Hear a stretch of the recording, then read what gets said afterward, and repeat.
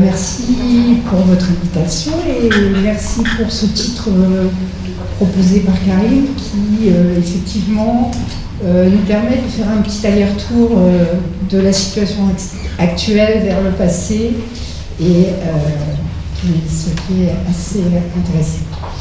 Donc je suis Nathalie Duchamp, j'ai Christine Dupuis qui est là. On va se partager la présentation, même si elle m'a laissé la plus grande partie des diapositives. Mais donc nous sommes l'équipe à l'INSERM. Donc juste pour présenter, vous savez, à l'INSERM on n'a pas de service de bibliothèque, donc en fait c'est l'IST un peu qui s'occupe à la fois de l'accès aux ressources numériques via la plateforme Biblio-INSERM, de la mise en œuvre de la politique sciences ouvertes de l'INSERM, en particulier avec la plateforme à l'INSERM. Nous avons aussi un outil qui est e-public, qui valorise les publications faites par l'INSERM, comme les expertises collectives, le magazine Sciences et Santé de l'INSERM et d'autres productions. Et enfin, nous avons une petite équipe qui s'occupe de la traduction du MESH de l'ENIH en français. Donc nous sommes une petite équipe de 10 personnes voilà, sur ces sujets.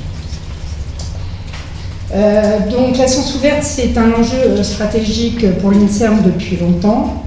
En fait, avec d'autres, bien sûr, plein d'autres signataires, dès 2003, l'INSERM a signé la déclaration de Berlin, en même temps que le CNRS et d'autres institutions au niveau international. Donc c'est à cette époque-là qu'on a commencé à vouloir mettre en œuvre une archive ouverte pour l'INSERM. J'ai pris aussi deux autres faits assez marquants que sont en 2017 avec les alliances Avicenne et l'envie de la reconnaissance des préprints comme une forme de communication scientifique recevable. Et en 2018, la signature de la déclaration d'Ora pour faire évoluer l'évaluation de la recherche. Alors, pourquoi HAL? Venons-en au sujet. Donc je ne répète pas que c'est une plateforme bien sûr développée par le Centre de la communication scientifique directe du CNRS. Donc à l'époque, donc on est dans les années à peu près 2006, quand on s'est posé la question de mettre en place une archive ouverte pour l'INSERM, on avait envisagé d'autres possibilités, mais qui nous sont assez vite apparues complexes du fait de la particularité de la recherche française, qui est bien sûr une mixité très grande. Donc HAL était tout à fait adapté à ça.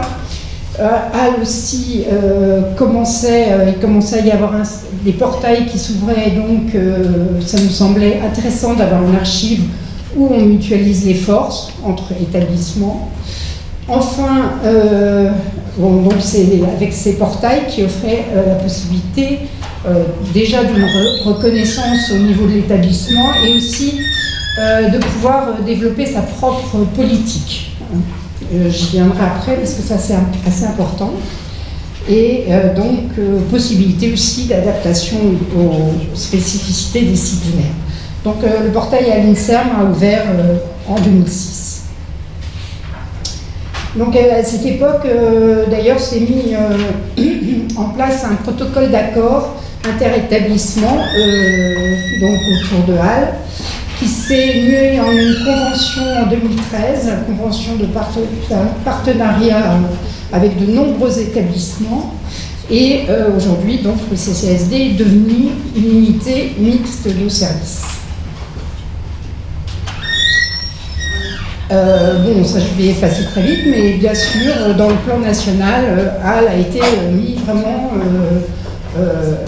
comme un élément central et qui est confirmé donc, dans ce plan et avec renforçant en fait sa mission nationale, ses missions nationales. Donc, revenons un petit peu dans le passé, au moment où on a ouvert le portail à l'INSERM. À l'époque était un peu construit, bâti autour du modèle d'archive, et un modèle qui prévoyait plutôt le dépôt de préprint, en fait, comme dans Archive. Or, à cette époque-là, il y avait une réticence vraiment très forte du biomédical à déposer des travaux qui n'étaient pas relus par les pairs. Et donc, ça a été la décision de l'INSERM que de ne recueillir dans son portail que des articles qui avaient été publiés donc, dans des revues et soumis à la comité de relecture. Donc ensuite, disciplinaire, parce que évidemment, il nous a semblé évident dès le départ qu'il fallait une connexion avec PubMed et PubMed Central. L'INSERM a toujours travaillé beaucoup avec le National Institute of Health et donc c'était une évidence. Donc on a travaillé avec le CCSD pour un peu leur expliquer ce qui était, parce qu'ils n'étaient pas forcément rodés à cette discipline. Et donc voilà, donc ils nous ont bien sûr permis de faire cet import direct depuis le PMID, l'identifiant PubMed, pour récupérer toutes les métadonnées. C'est vrai qu'on est quand même une discipline où on a la chance d'avoir une base bibliographique très complète et gratuite, et donc c'est vraiment une chance par rapport à d'autres disciplines comme par exemple les sciences humaines et sociales qui sont peut-être un peu moins bien dotées. Ensuite, nous avons fait plusieurs missions au NCBI, donc au National Center for Biotechnology Information des NIH, avec donc, le CCSD et notre équipe, pour étudier comment on pouvait, parce que ça nous semblait un argument fort à l'époque, pour sensibiliser les chercheurs à déposer dans HAL, que de pouvoir les transférer ensuite dans PubMed Central, qui avait lancé à cette époque-là PubMed Central International et qui était très ouvert à faire une base vraiment très complète. Comme vous le savez, puis je sais qu'il y a une présentation après, PubMed Central est une archive structurée. Donc tous les articles sont au même format, donc ça veut dire qu'il y a tout un travail à faire, et donc ces missions ont eu pour objectif à la fois d'étudier les conditions demandées pour aller dans cette archive, et puis de mettre en place voilà, toutes les conditions nécessaires. En particulier le développement d'une interface de workflow qui a été développée par le CCSD, qui permet en fait, pour transformer ces articles, bien sûr, on a un contrat avec une société américaine qui est la même que celle des NIH, qui s'appelle DCL, Data Conversion Laboratory, et qui va transformer les PDF qui sont déposés dans HAL en XML. Et donc, de HAL, ça va vers la société, de la société, ça revient vers nous. Il y a une vérification un petit peu s'il n'y a pas d'erreur. Et ensuite, c'est envoyé aux auteurs qui doivent aussi approuver cette nouvelle version.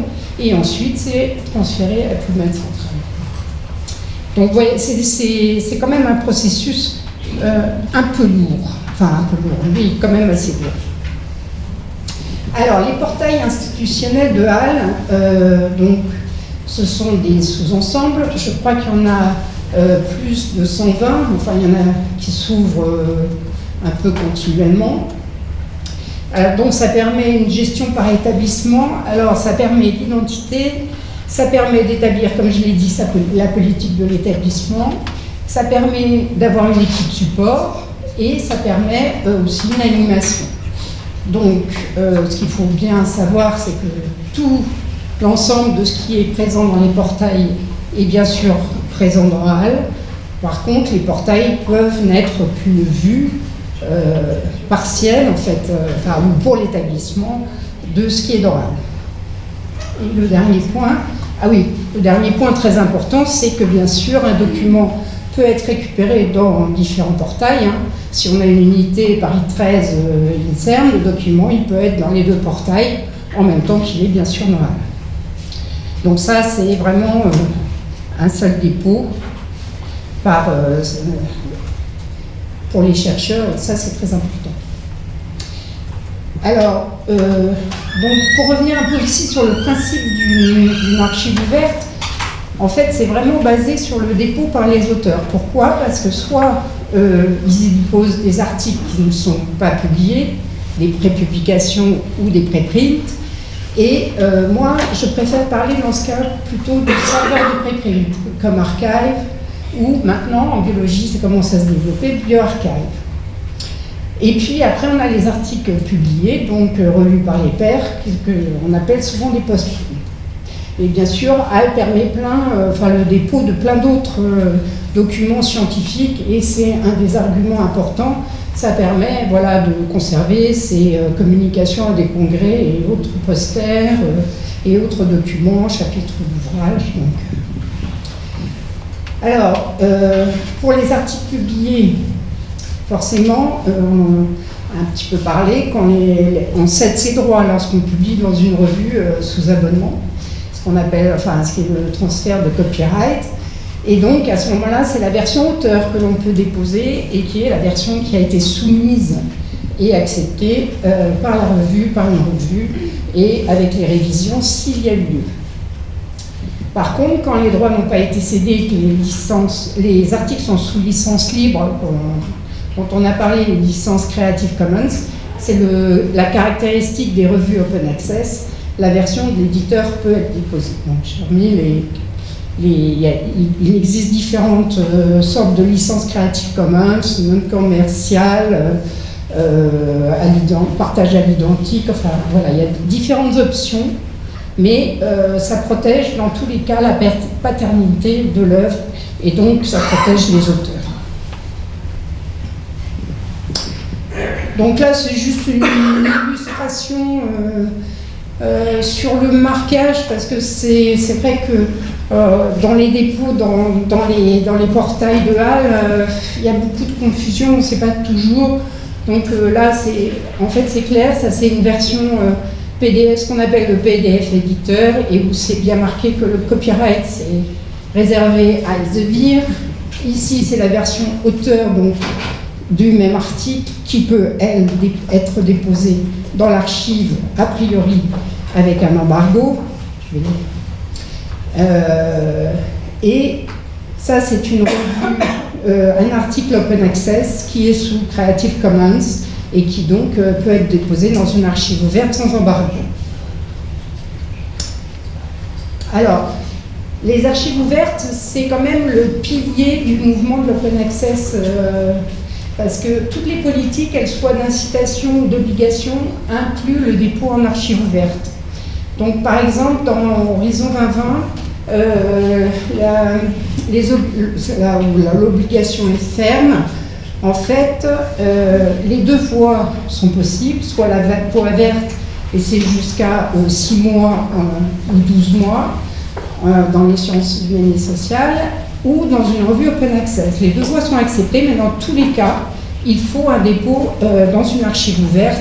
Alors en général, c'est laissé libre, ça peut être l'archive ouverte nationale, ça peut être Open Air, l'archive ouverte européenne. Donc le choix est laissé libre. Mais donc c'est vraiment... et ça, c'est un fait qui n'est pas toujours très bien connu. Parce que quelquefois, on se dit, oh, j'ai publié en Open Access, j'ai rempli mes obligations. Ce n'est pas le cas. Juste là, c'est pour... j'ai repris une diapositive d'Agnès Macron du CCASD pour montrer que finalement, dans HAL, il y a quand même, c'était ça que je voulais montrer, il y a que quand même 8% de préprint, que quand même la majorité sont des articles qui ont été publiés. Même si, alors je l'ai dit dans le portail ANICERM, on ne dépose pas de préprint, mais dans HAL on peut. Donc voilà, il y a des petites subtilités à connaître. Nous, pour l'instant, la politique peut éventuellement évoluer, puisque maintenant les préprints sont reconnus. Mais je vais vous expliquer quelle est la conséquence au niveau du travail qui est réalisé au niveau du portail.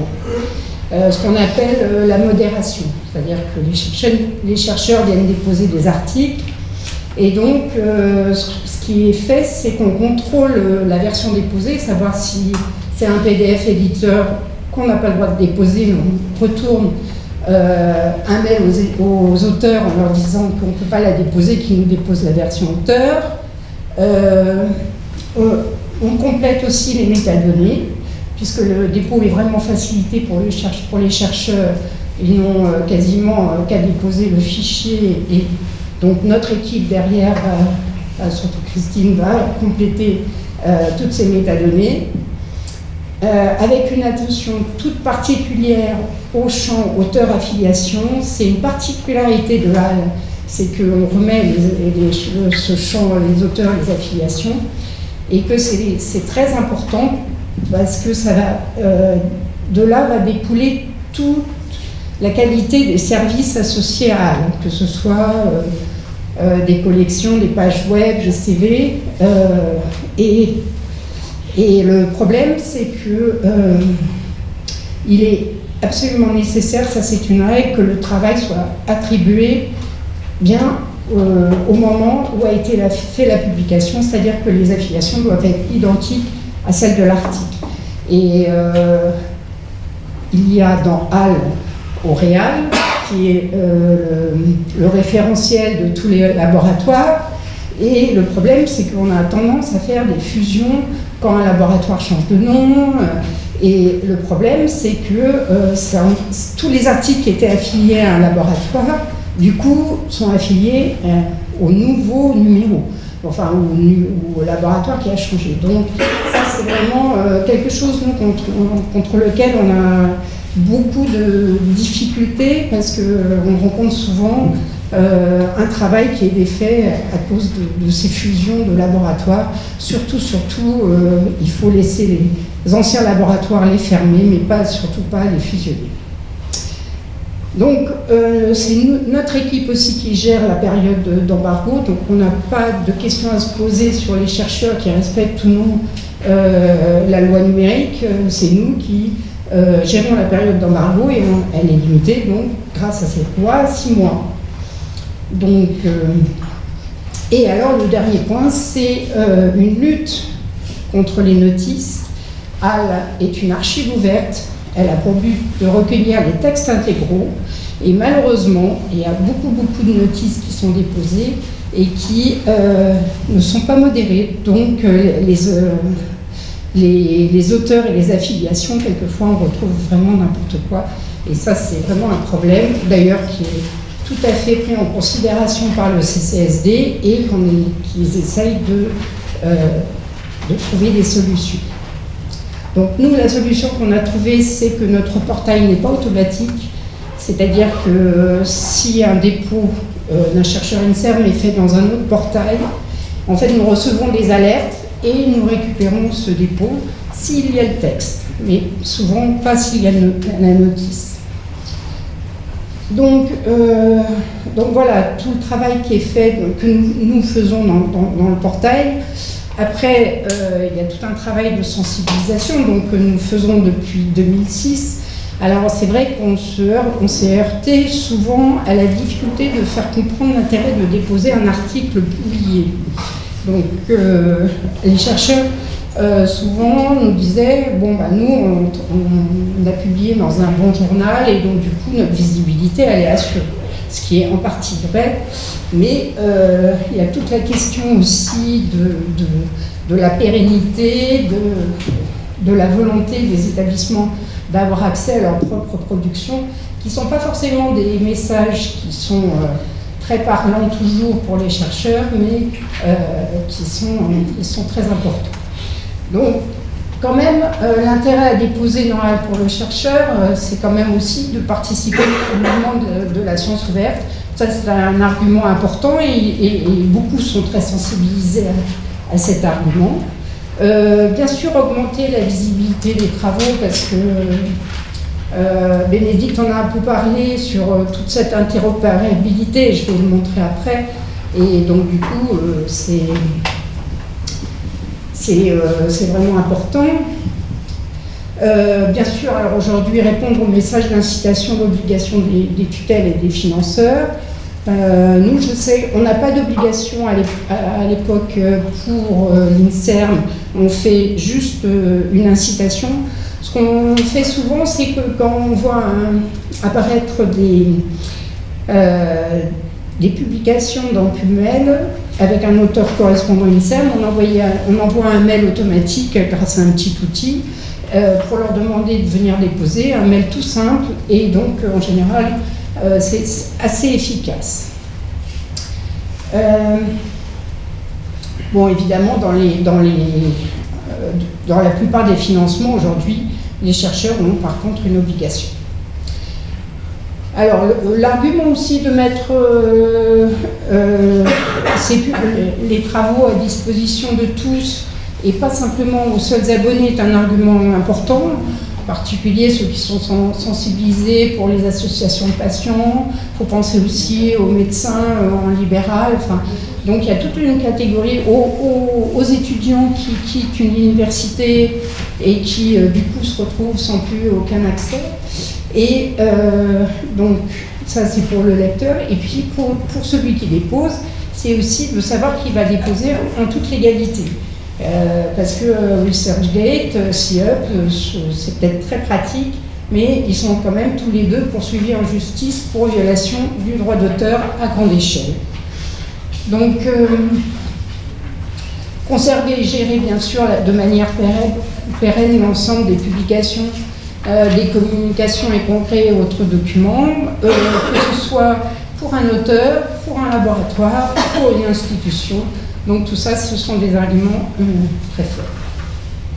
Et enfin, dernier, profiter des services de HAL, faire une collection pour son laboratoire, pour un projet, ça peut être intéressant aussi. Profiter des statistiques qui vont également évoluer. Enfin, HAL est toujours en évolution, il y a toujours des nouveautés, donc c'est même parfois difficile à suivre, tellement il y en a. Donc là, c'est juste un exemple pour dire que donc nous aidons les équipes qui déposent beaucoup, ceux qui le demandent à faire des collections. Donc c'est très apprécié, c'est un service très apprécié.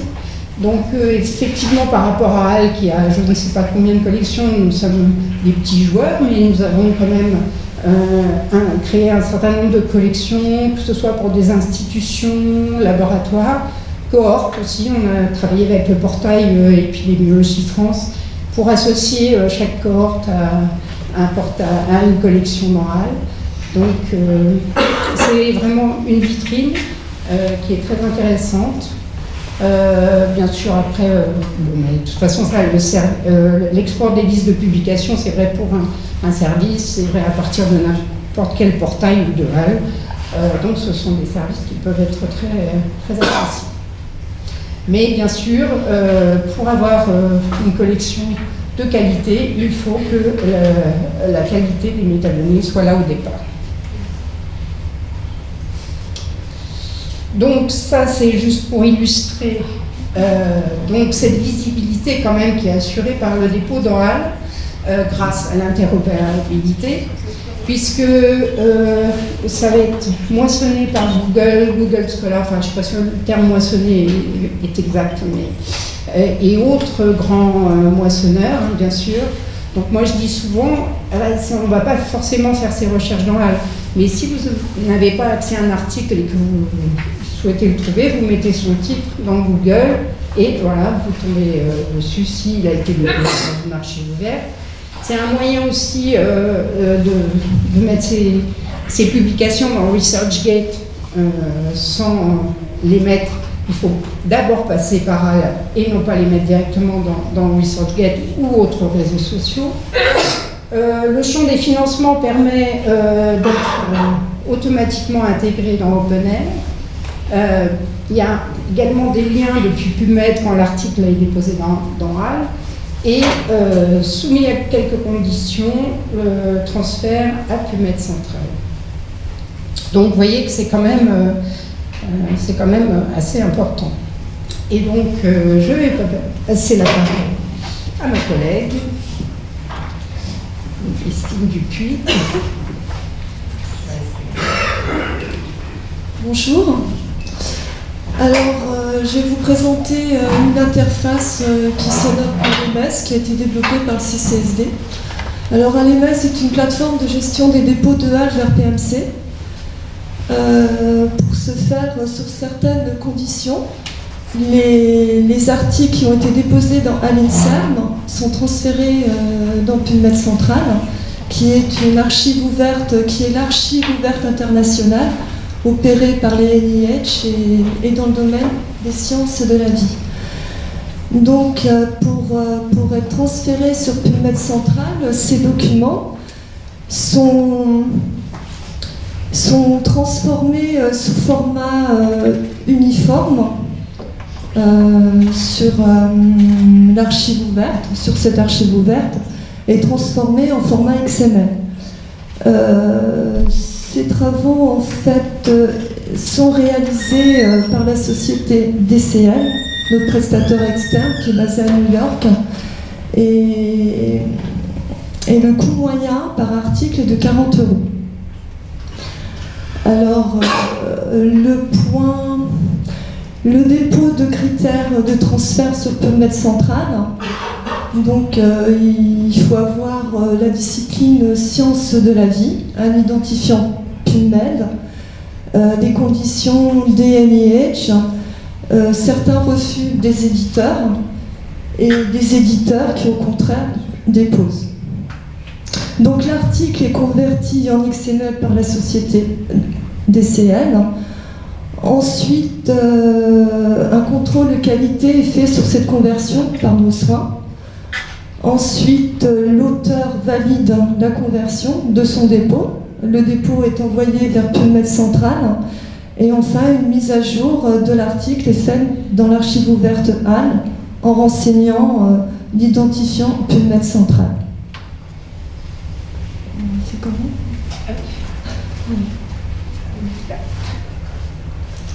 Merci. Voilà, là on a une version auteur qui est déposée dans HAL-INSERM et à côté cette même version qui est mise au format de PubMed Central. Et on voit bien à l'INSERM, à l'archive ouverte France, sur le format de PubMed Central. Et voilà, et HAL, Open Access, auteur manuscrit. Voilà. Merci de m'avoir écouté.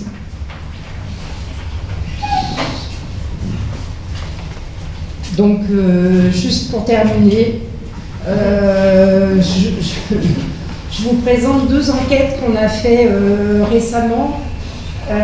Un sur... la première qu'on a faite, c'est de participer à l'enquête justement qui a été initiée par le réseau Couperin sur les dépenses APC, les Article Processing Charges, pour savoir à peu près combien dépensaient les établissements, sachant que autant les abonnements sont pris en centrale, autant pour l'instant en tout cas, ces frais de publication dans les revues Open Access sont supportés par les laboratoires ou les financeurs, ou en tout cas c'est des coûts éligibles dans les financements. Mais bon, c'est une étude qui est très intéressante, où on voit en particulier en fait l'adoption d'un certain nombre de revues Open Access par les chercheurs du biomédical, qui est très nette, avec évidemment Public Library of Science, mais aussi Scientific Reports, qui commence à égaler, enfin même à dépasser +1, et puis donc toujours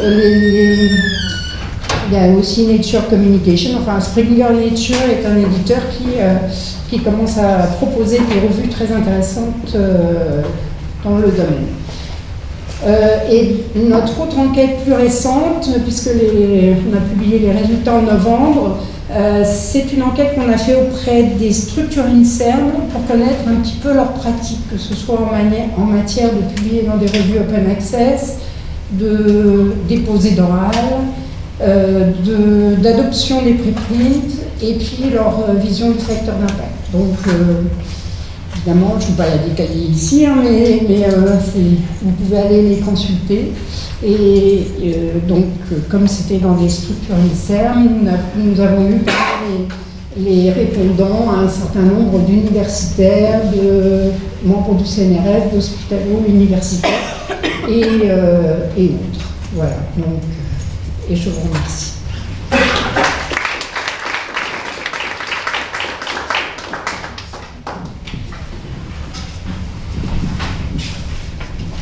Alors, merci pour cette intervention. On va peut-être prendre des questions si vous en avez. Moi, j'avais une question par rapport au dépôt des abstracts, ou en tout cas des posters lors des congrès. À quel niveau il faut le faire? Je vous dis franchement, moi je ne le fais pas actuellement. On est prêt à le faire, ça c'est pas un problème, mais c'est le même tarif que pour une publication globale, donc c'est 40 € aussi à chaque fois. Et à quel moment peut-on déposer? C'est-à-dire, est-ce que c'est au moment où on soumet un abstract pour aller à un congrès, par exemple, et vous déposez juste l'abstract? Ou alors, est-ce que c'est le poster dans sa globalité, poster qui a été affiché, par exemple? Je parle des choses affichées, hein, je ne parle pas nécessairement des abstracts pour des communications orales, mais des posters affichés lors du congrès qui peuvent être postés sur le site.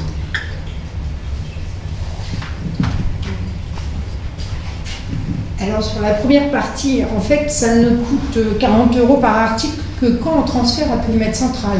Hein. Ah d'accord. Okay. Oui, donc sinon, le dépôt d'oral, c'est complètement gratuit. Hein. Oui. Non. Et bon, et voilà. Donc, et vu les critères d'éligibilité, on ne transfère pas du tout ce qui est normal. Hein. Et donc pour les posters, alors après ça dépend un peu de la volonté des chercheurs. Normalement, je pense qu'il est peut-être plus honnête de les déposer, parce qu'il y a moins de règles hein, pour les posters, mais je trouve ça plus honnête de les déposer après quand même. Oui. Hein. Mais c'est vrai que les posters sont souvent un matériel qui donne pas forcément, qui sont pas forcément publiés dans des actes, donc c'est vrai que c'est... Ils sont intermédiaires. Oui, voilà, ils sont intermédiaires et donc et aujourd'hui, franchement, ils sont souvent très beaux les posters, donc ça vaut. Je trouve qu'en termes de visibilité pour les étudiants, c'est intéressant. Oui, tout à fait. Et à titre plus secrétariat, j'allais dire, ou administratif, aller retrouver la liste des posters qui ont été publiés quand on est au moment des évaluations, en général, c'est pénible. Oui, tout à fait. Non. Je pense que ça, c'est vraiment un des arguments importants, parce que dans ALF, le dépôt a été hyper simplifié, il est assez simple. Hein. Donc franchement, l'idée... Alors, quelquefois, pour les posters ou les congrès, nous, on a plus de mal à trouver les informations. Donc, si les personnes qui peuvent aller peuvent renseigner, voilà, ils le connaissent, ils n'en ont pas pour longtemps, on n'y va pas... si on y va souvent, mais pas... je veux dire, ça prend 10 minutes et ça vaut vraiment le coup, parce qu'on retrouve toutes ces informations de manière pérenne. Et ça, je trouve que c'est même un message à faire passer à des étudiants. On a quand même des étudiants aujourd'hui. Je trouve que pour leur visibilité, ça peut vraiment être intéressant d'avoir fait ce dépôt, parce que ça va pas être juste sur un CV au bas d'une liste de publications, etc.